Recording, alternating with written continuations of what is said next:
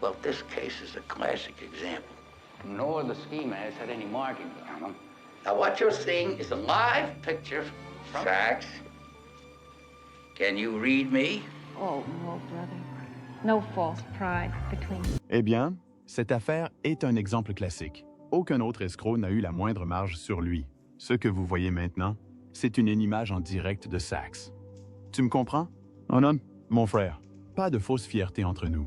Peter Falk, célèbre pour avoir incarné le brillant détective Columbo, est devenu une figure emblématique du monde du spectacle. Pourtant, son parcours vers la célébrité fut tout sauf conventionnel. Aujourd'hui, nous explorerons le parcours extraordinaire d'un enfant doté d'une prothèse oculaire qui a accédé à la célébrité hollywoodienne, devenant l'un des acteurs les plus appréciés et les plus remarquables de son époque. Plongeons-nous dans la vie et la carrière de Peter Falk. Le début du voyage de Falk. L'histoire tragique de la vie et de la carrière de Peter Falk n'est pas à prendre à la légère. C'est une véritable montagne russe. Falk est né le 16 septembre 1927, ayant grandi dans les rues du Bronx, à New York. Ses racines se sont profondément ancrées dans la diversité de son héritage familial. Son père, Michael Peter Falk, possédait une boutique de vêtements et de produits de mercerie animés, tandis que sa mère, Madeline, jonglait entre comptable et acheteuse avisée. Leurs origines juives étaient un mélange de cultures. La lignée paternelle de Falk était originaire de Pologne et de Russie, tandis que sa lignée maternelle était originaire de Hongrie et de Lwowa, dans le comté de Nowy Sachs, en Pologne. Enfant, Falk a passé ses années de jeunesse à Ossining, dans l'État de New York, à se plonger dans les aventures de la vie. À 3 ans, Falk a dû faire face à un défi médical. Un rétinoblastome a nécessité l'ablation chirurgicale de son œil droit. Le port d'un œil artificiel est devenu son compagnon de vie, ce qui a donné naissance à son strabisme caractéristique. Pourtant, cela n'a pas altéré son esprit juvénile. Il s'est lancé à corps perdu dans les sports d'équipe, savourant les moments passés sur le terrain de baseball et de basket. Un incident légendaire du lycée, relaté en 1997 dans une interview accordée à Arthur Marks pour Cigar Aficionado, a révélé la vivacité d'esprit de Falk. Un jour, il tendit en plaisantant son œil de verre à un arbitre qui avait rendu une décision contestée au 3e but, déclenchant un fou rire parmi les spectateurs. Falk fut très tôt sous les projecteurs, faisant ses débuts sur scène à l'âge de 12 ans dans Les Pirates de Penzance au Camp High Point, dans le nord de l'État de New York, où l'un de ses mentors était Ross Martin. Le lycée d'Ossining fut témoin des prouesses de Falk, non seulement en tant qu'athlète vedette, mais aussi en tant que président estimé de sa promotion de 1945. Après le lycée, ses aventures l'ont conduit à fréquenter brièvement le Hamilton College de Clinton, dans l'État de New York. Désireux de contribuer au dernier chapitre de la Seconde Guerre mondiale, il a tenté de s'engager dans les forces armées, mais a essuyé un refus en raison de sa maladie oculaire. Sans se laisser décourager, il a trouvé une place dans la marine marchande américaine, travaillant comme cuisinier et mousse. En 1987, repensant à cette période, Falk remarquait avec humour qu'il ne se soucie pas d'un angle mort. Seul le capitaine a besoin d'une vision claire, et même celui du Titanic avait du mal avec ça. Son année en mer l'a laissé agité, le poussant à retourner brièvement à l'université avant de partir à la recherche de nouvelles aventures. Il s'est même engagé dans le conflit israélo-égyptien, non pas par ferveur pour l'un ou l'autre camp, mais par soif de sensations fortes. Mais le destin en décida autrement, et la fin de la guerre vit son navire mouillé avant de prendre la mer. Après environ 18 mois passés à naviguer dans le monde maritime, Falk retourna à l'université, rejoignant le Hamilton College avant de prendre la mer pour l'Université du Wisconsin. Sa quête de connaissances le conduisit ensuite à la New School for Social Research, au cœur de New York, où il obtint une licence en littérature et sciences politiques, portant le chapeau de la réussite en 1951. Assouvissant sa soif d'expériences internationales, Falk entreprit un séjour en Europe, travaillant 6 mois sur les chemins de fer yougoslaves. Ce séjour lui permit non seulement d'élargir ses horizons, mais aussi d'enrichir le récit de sa vie. De retour aux États-Unis, ses études le conduisirent à l'université de Syracuse, un tournant qu'il détailla dans ses mémoires introspectifs de 2006, Just One More Thing, où il confia avec candeur se débattre avec la question insaisissable de sa trajectoire de vie après le lycée.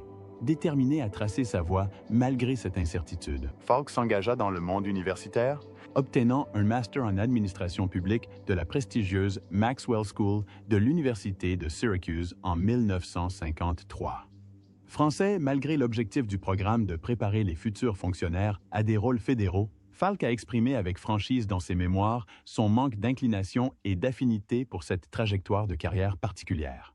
Les premiers jours de sa carrière.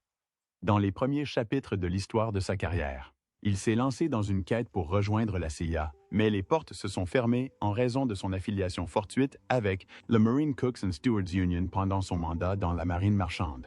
Bien qu'il ait été membre nominalement, les projecteurs politiques sur les prétendues connexions communistes du syndicat ont jeté une ombre sur ses aspirations. Sans se laisser décourager, il changea de cap et endossa le rôle d'analyste en gestion au Bureau du budget de l'État du Connecticut à Hartford, en 1997. Falk se remémora cette période de sa vie, partageant dès son premier jour son souci de l'efficacité, un trait de caractère qui, ironiquement, le conduisit à être en retard, une habitude qui, sans le vouloir, le propulsa vers le métier d'acteur. Durant son mandat à Hartford, Falk trouva réconfort et passion auprès des Mark Twain Maskers, une troupe de théâtre communautaire, où il se retrouva à monter sur scène dans des pièces acclamées comme The Caine Mutiny Court Martial, The Crucible at the Country Girl. Sa soif de sagesse théâtrale la conduit sous la tutelle d'Ava Le Gallienne, où, selon ses propres dires, il a réussi à mentir pour intégrer un cours de théâtre destiné aux professionnels chevronnés. Faisant la navette entre Hartford et Westport pour les cours tous les mercredis, bien que souvent tardif, le dévouement de Falk a retenu l'attention de Le Gallienne, déclenchant une conversation cruciale qui l'a poussé à reconsidérer sa carrière. Encouragé par Le Gallienne, Falk a choisi de quitter son emploi stable pour rechercher l'attrait palpitant du monde du théâtre. En 1956, Greenwich Village devint le refuge de Falk, qui poursuivit avec ferveur ses aspirations d'acteur. Il fit ses débuts off-Broadway dans Don Juan de Molière. Cependant, la chance lui sourit rapidement lorsqu'il trouva son rythme à Circle in the Square, dans une reprise de The Iceman Cometh, aux côtés de Jason Robards. L'engouement de Broadway l'attendait plus tard cette année-là, avec ses apparitions remarquées dans Diary of a Scoundrel d'Alexander Ostrovsky et Saint, Joan de Shaw, qui est offerte son répertoire scénique. Summers a amené Falk à participer à diverses productions théâtrales, notamment un passage remarqué dans Un trou dans la tête d'Arnold Shulman au Colony Summer Theatre près d'Albany, dans l'État de New York, en 1962, où il partageait la scène avec Priscilla Muriel. L'ascension de Falk continuait, culminant avec son apparition dans Le Prisonnier de la Seconde Avenue à Broadway en 1972, où il a été salué pour l'authenticité de ses personnages grâce à son strabisme caractéristique. Une première au cinéma. Malgré ses triomphes sur scène, Falk a été découragé quant à ses perspectives cinématographiques en raison de sa prothèse oculaire et a reçu des conseils décourageants de la part d'un agent de théâtre. Les refus s'accumulèrent, notamment un essai raté chez Columbia Pictures, où le directeur du studio, Harry Cohn, anéantit ses espoirs par une remarque cinglante sur l'embauche d'un acteur bipède pour le même salaire. Même un entretien prometteur pour un rôle majeur dans le film Marjorie Morningstar ne lui permit pas de trouver le casting idéal. Son parcours cinématographique débuta par des rôles mineurs dans des films comme Le vent à travers les Everglades, La cité sans pitié et Pretty Boy Floyd. Cependant, c'est l'interprétation de Falk dans Murder, Inc., en 1960 qui marque un tournant décisif. Il y incarne Abbey Rayleigh, un rôle inspiré du gang criminel new-yorkais qui terrorisait la ville dans les années 1930. Bien que le critique de cinéma du New York Times, Bosley Crowther, haït dénigrer le film, il a salué la performance de Falk, la décrivant comme un mélange captivant de lassitude et de brutalité soudaine, rendant le portrait d'un criminel d'un réalisme effrayant. Ce rôle s'est avéré être la révélation de Falk, comme il l'a relaté dans son autobiographie, le considérant comme un miracle qui a lancé sa carrière cinématographique, l'amenant à d'autres rôles importants. Son interprétation convaincante lui a valu une nomination à l'Oscar du meilleur second rôle. Poursuivant son parcours, Falk reprit le rôle de Release dans la série télévisée The Witness de 1960. Un an plus tard, le réalisateur acclamé Frank Capra le choisit pour la comédie Pocketful of Miracles, son dernier long-métrage. Bien que le film n'atteigne pas les sommets commerciaux escomptés, Capra ne t'arrête pas d'éloges sur la performance de Falk. soulignant son talent inégalé malgré le succès catastrophique du film au box-office. Nommé aux Oscars pour sa performance exceptionnelle, Peter Falk s'est imposé comme la figure emblématique de l'aventure cinématographique de Frank Capra. Dans son autobiographie, Capra ne tarde pas d'éloges sur Falk, le décrivant comme la seule source de joie et un pilier au milieu d'une production tumultueuse. Dans la seconde moitié des années 60, Falk a continué à tisser sa toile cinématographique, principalement en interprétant des seconds rôles et en faisant des apparitions sur le petit écran. Un chef-d'œuvre comique de 1963, Un monde fou, fou, fou, fou, est un opus remarquable de sa filmographie, dans cette épopée pleine de stars. Falk incarne l'un des deux chauffeurs de taxi pris au piège de la cupidité, apportant son talent au récit dans la dernière partie du film, démontrant encore davantage sa polyvalence. Falk interprète le personnage de Guy Gisborne dans la comédie musicale du Rat Pack, Robin et les 7 Cagoules, où il prête même sa voix à l'un des numéros du film. L'aventure comique s'est poursuivie. s'est poursuivie avec The Great Race, une parodie mettant en vedette Falk aux côtés de Jack Lemmon et Tony Curtis, consolidant sa réputation de talent polyvalent et recherché dans l'industrie du divertissement. L'essor des rôles télévisés de Falk a fait ses débuts à la télévision, pendant la célèbre époque souvent saluée comme l'âge d'or de la télévision. En entrant dans ce domaine en 1957, son parcours dans ce média a commencé par une apparition dans un épisode de Robert Montgomery Presents. Par la suite, il a décroché des rôles dans plusieurs séries d'anthologies emblématiques comme Studio One, Kraft Television Theatre, New York Confidential et Decoy, cette dernière mettant en vedette Beverly Garland dans le rôle principal d'une policière pionnière. Falk s'est notamment intéressé à des personnages moralement ambigus à la télévision au début des années 60, laissant une empreinte durable. Ses aventures vont de la 4e dimension, où il incarnait un révolutionnaire paranoïaque dans The Mirror, à ses rôles dans la série d'Alfred Hitchcock, où il incarnait un gangster craignant la mort et un prédicateur meurtrier dans des épisodes distincts. 1961 fut une année charnière pour la carrière télévisuelle de Falk, qui lui valut une nomination aux Emmy Awards pour sa performance dans l'épisode Cold Turkey de la série télévisée de James Whitmore. The Lord Mr. Jones sur ABC, collaborant avec Walter Matthau. Falk apparut une guest star dans le premier épisode de Target the Corruptors sur ABC, intitulé The $1 Million Dump. Son triomphe aux Emmy Awards fut obtenu grâce à The Price of Tomatoes, diffusé dans le Dick Powell Show en 1962. Cette période marque l'exploit révolutionnaire de Falk, premier acteur à être nommé aux Oscars et aux Emmy Awards la même année. Étonnamment, Falk réédite cet exploit exceptionnel en 1962, dans le rôle principal de l'épisode Le prix des tomates du Dick Powell Show, remportant finalement l'Emmy Award. Ces distinctions confirment la polyvalence et les prouesses de Falk, tant à la télévision qu'au cinéma. En 1963, Falk incarne Gus dans un épisode de la Grande Caravane d'ABC intitulé The Gus Morgan Story, aux côtés de Tommy Sands dans le rôle d'Ethan, son jeune frère. Lors d'une expédition de reconnaissance en montagne, les deux frères se retrouvent en désaccord sur le meilleur itinéraire ferroviaire. Par un coup du sort, Ethan tire accidentellement sur le chef de charrette Chris Hale, interprété par John McIntyre. La tension monta lorsque Gus, croyant Hale mort, fit le choix déchirant de l'abandonner, allant même jusqu'à commettre un acte désespéré. Pendant ce temps, Ethan, aux prises avec un manque d'oxygène, comptait sur l'aide de Gus pour descendre en sécurité. À leur insu, Hale, déterminé, rampant à travers les montagnes enneigées, nourrissait un désir de vengeance envers Gus. Cependant, au fil de l'histoire, Hal comprit la décision déchirante à laquelle Gus était confronté, ce qui conduisit à une réconciliation sincère entre les deux frères en difficulté. Cet épisode mémorable explora en profondeur les limites auxquelles une personne est prête à se plier pour survivre à l'adversité, explorant l'essence de l'instinct de survie et des liens fraternels au cœur des épreuves. Après une série de rôles au cinéma et à la télévision au début des années 60, Falk décrocha son premier rôle principal dans la série The Trials of O'Brien sur CBS.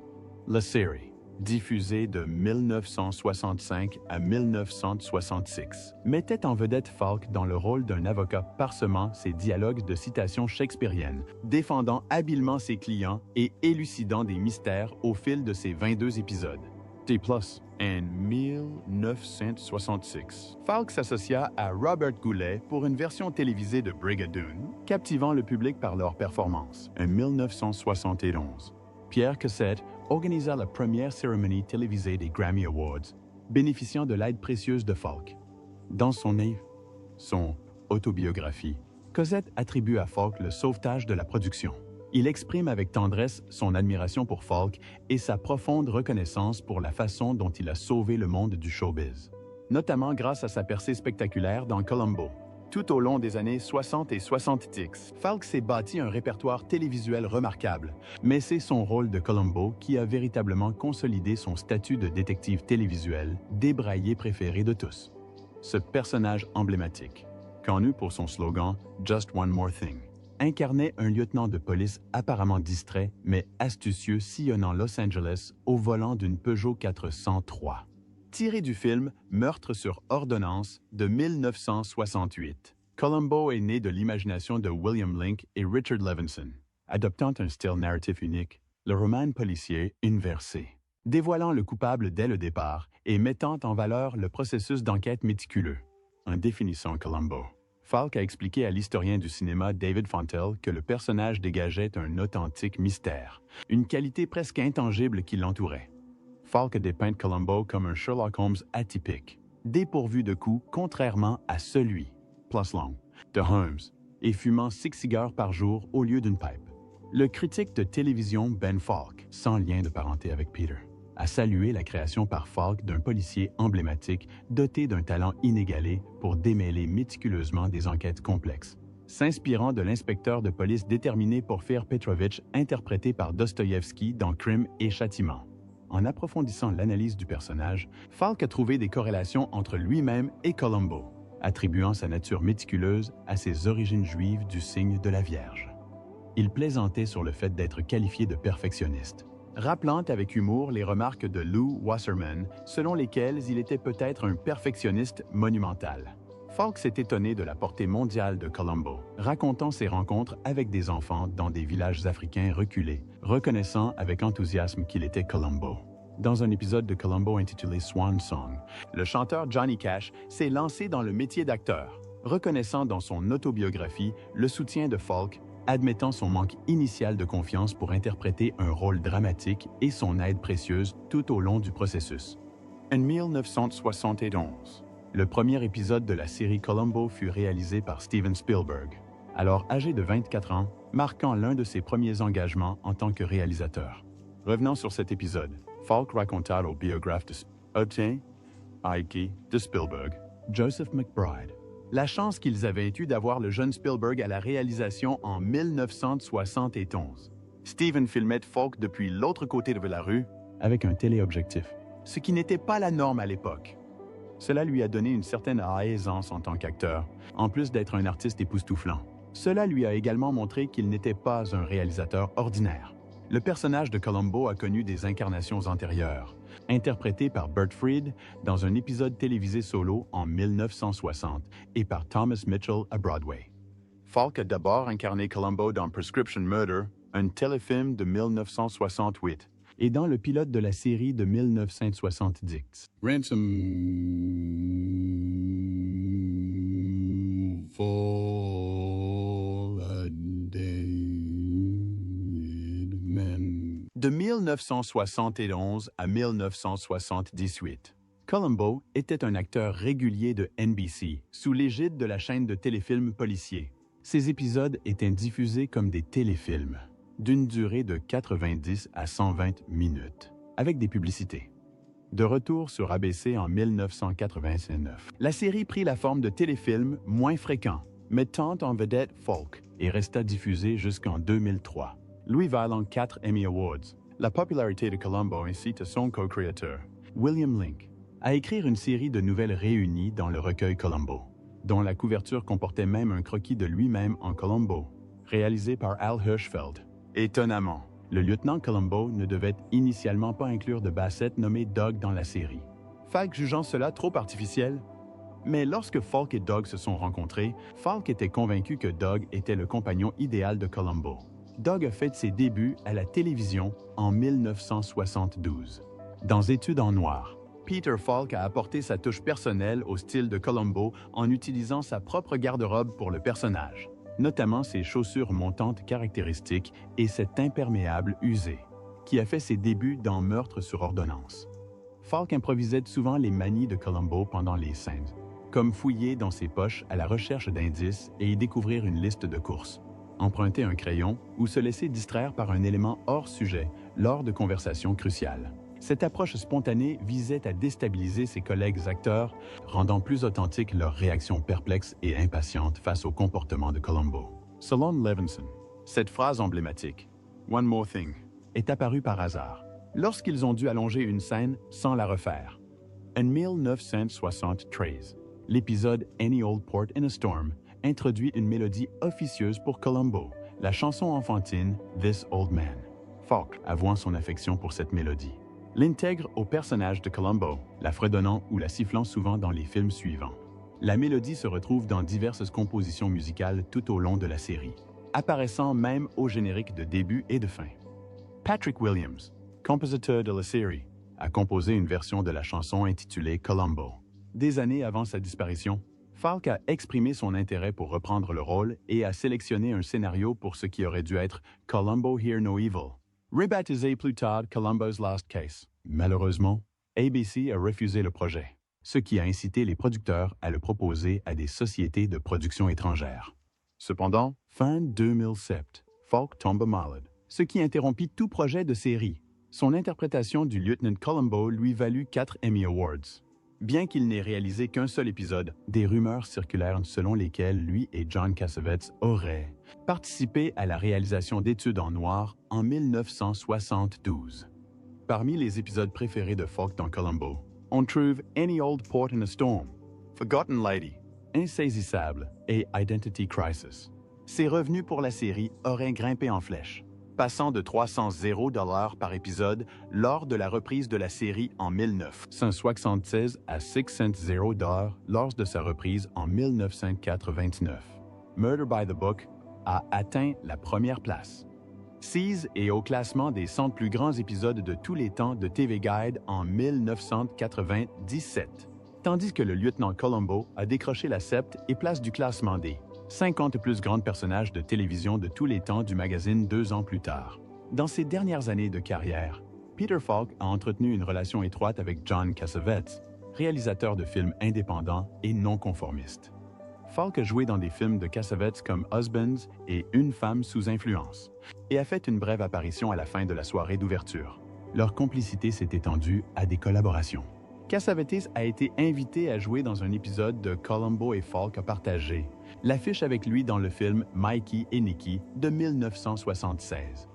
En repensant à sa collaboration avec Cassavetes, Falk se souvient des méthodes atypiques du réalisateur, notamment de son habitude de filmer à l'insu des acteurs, ce qui les aidait à rester naturels et moins obsédés par la caméra sur le plateau. Cassavetes manipulait la caméra avec discrétion, ne s'arrêtant ni ne reprenant jamais les scènes. Il se contentait de participer et de discuter pendant que la caméra tournait en silence. Falk n'avait donc aucune idée de ce qui se passait, mais étrangement, cela le rendait, comme tous les autres acteurs, moins complexé, moins concentré sur la caméra que tous ceux avec qui il avait travaillé. En 1978, Falk ajouta une touche du charme de Columbo à The Dean Martin Celebrity Roast, un parodiant Frank Sinatra, pour le plus grand plaisir du public.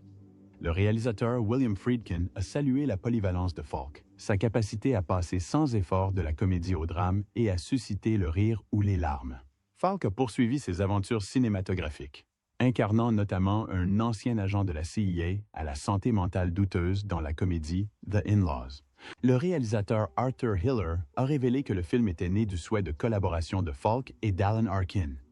Hiller a remarqué que, parmi tous ses films, The In-Laws était celui qui avait le plus retenu l'attention, et les critiques ont souvent souligné le jeu pince sans rire mais hilarant de Falk.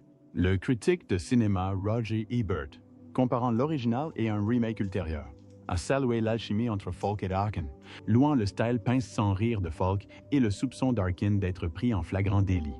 Le répertoire d'acteurs de Peter Falk s'étendait à des films variés, dont The Great Muppet Caper, The Princess Bride, Murder by Death, The Cheap Detective, et quelques films de Wim Wenders, dont Wings of Desire et sa suite, Far Away in Wings of Desire. Falk incarnait une version fictive de lui-même, un acteur américain de renom. Autrefois un ange, déçu par l'observation passive de la vie terrestre et renonçant volontairement à l'immortalité. Falk trouvait le rôle quelque peu atypique, mais sa performance fut saluée. De retour sur les planches new-yorkaises en 1998, Falk interprète Mr. Peter's Connections d'Arthur Miller dans une production off-Broadway, démontrant ainsi ses prouesses scéniques. Ses premières apparitions au théâtre furent le rôle de l'agent immobilier rusé dans Glengarry Glen Ross de David Mamet, rôle qu'il interpréta dans la production de Boston-Los Angeles en 1986. Falk s'est ensuite lancé dans les téléfilms de Noël, jouant dans une trilogie comprenant Une ville sans Noël, À la recherche de John Christmas et Quand les anges viennent en ville, où il incarnait Max, un ange gardien étrange qui se déguise pour guider les gens sur le droit chemin. Son film de 2005. The Thing About My Folks, bien que non approuvé par le critique Roger Ebert, a mis en valeur la présence chaleureuse et attachante de Falk, rendant son interprétation remarquable. En 2007, Falk a joué aux côtés de Nicolas Cage dans le thriller Next, Falk's Personal Life. Peter Falk a épousé Alice Mayo, qu'il avait rencontrée alors qu'ils étaient étudiants à l'Université de Syracuse, et ils ont échangé leurs vœux le 17 avril 1960. Le couple a agrandi sa famille en adoptant 2 filles, Catherine et Jackie, Catherine poursuivant plus tard une carrière de détective privé. Malheureusement, Falk et Mayo se séparèrent et divorcèrent en 1976. Le 7 décembre 1977, Falk épousa l'actrice Char Denise, qui détient le record du plus grand nombre d'apparitions dans la série Columbo. Outre ses talents d'acteur, Falk était un artiste accompli, dont les dessins furent exposés au Butler Institute of American Art en octobre 2006. Il consacra un temps considérable à perfectionner ses compétences, suivant des cours à l'Art Students League de New York pendant de nombreuses années. Falk était également connu pour sa passion pour les échecs, manifestant son enthousiasme pour ce jeu en assistant à des événements comme l'American Open de Santa Monica, en Californie, en novembre 1972, et l'US Open de Pasadena, en Californie, en août 1983, en observateur attentif. Pour couronner son parcours accompli, Falk écrivit ses mémoires, Just One More Thing, publié par Carolyn Graff le 23 août 2006, offrant au lecteur un aperçu de ses multiples intérêts et expériences hors des projecteurs. Voici le choix des abonnés du jour. Falk n'a été diagnostiqué d'une maladie tragique qu'en 2008, mais même avant le diagnostic officiel, la situation n'était pas rose pour l'acteur. La vie et la carrière tragique de Peter Falk s'étaient déroulées au grand jour, et les fans les plus attentifs ont pu constater que quelque chose clochait dans la santé de leur acteur adoré. Son visage semblait plus gonflé que jamais et il avait soudainement pris beaucoup de poids. Ajoutez à cela l'air confus qu'il affichait toujours, et il était clair que sa santé empirait de jour en jour. Le diagnostic était la maladie d'Alzheimer, mais les fans se demandaient sans cesse s'il n'y avait pas une maladie plus profonde en coulisses. Plusieurs rumeurs circulaient selon lesquelles Falk luttait contre la dépression et l'addiction. Pensez-vous que c'est vrai? Les réponses vous attendent. N'oubliez pas de commenter ci-dessous avec le hashtag choix de l'abonné et de nous faire part de votre avis. Passons maintenant au sujet suivant, la détérioration de sa santé et son décès. En décembre 2008, la nouvelle du diagnostic de maladie d'Alzheimer de Falk a été révélée. La révélation a été faite lors d'un procès pour mise sous tutelle à Los Angeles en juin 2009, où le Dr. Stephen Reid, l'un des médecins de Falk, a expliqué comment le déclin cognitif de l'acteur s'était rapidement installé après une série d'interventions dentaires en 2007. Le Dr. Reid a souligné les incertitudes quant à savoir si l'état de Falk avait été aggravé par l'anesthésie ou d'autres réactions aux interventions. Par la suite, Char Denise Falk, son épouse, fut nommée curatrice. Falk est décédé le soir du 23 juin 2011 à l'âge de 83 ans, à sa résidence de longue date à Beverly Hills, Roxbury Drive. La cause principale de son décès a été attribuée à une pneumonie, associée à des complications liées à la maladie d'Alzheimer. Ses fils se souviennent avec affection de sa sagesse et de son humour. Falk a été inhumé au cimetière Westwood Village Memorial Park de Los Angeles, en Californie. Sa disparition a suscité des hommages chaleureux de la part de plusieurs personnalités du cinéma, dont Jonah Hill et Stephen Fry. Steven Spielberg a reconnu l'influence profonde de Falk sur ses débuts d'acteur, affirmant qu'il lui avait appris davantage sur le métier que quiconque. Rob Reiner a salué le jeu d'acteur unique de Falk, soulignant notamment sa brillante complicité comique avec Alan Arkin dans The In-Laws. Après le décès de Falk, des discussions ont éclaté concernant sa seconde épouse, Shara Denise, qui aurait limité les visites familiales, omis de les informer des changements importants de son état de santé et dissimulé des détails sur son décès et les arrangements funéraires. Cela a conduit à la proposition et à l'adoption de la loi Peter Falk en 2015 dans l'État de New York, visant à protéger les enfants contre le fait d'être tenus dans l'ignorance des informations médicales cruciales ou coupés de leurs parents. La loi définit des lignes directrices à l'intention des tuteurs ou curateurs de personnes, incapables afin de garantir les droits de visite et la notification des événements critiques. En 2020, plus de 15 États avaient adopté une législation similaire, inspirée de la loi Peter Falk. Le sénateur de l'État de New York, John DeFrancisco, a souligné l'importance de cette mesure, insistant sur la nécessité de prévoir un recours pour les enfants de parents âgés ou infirmes qui pourraient être confrontés à des restrictions en matière d'accès à l'information ou de visite de leurs parents. Merci d'avoir regardé et à bientôt pour le prochain.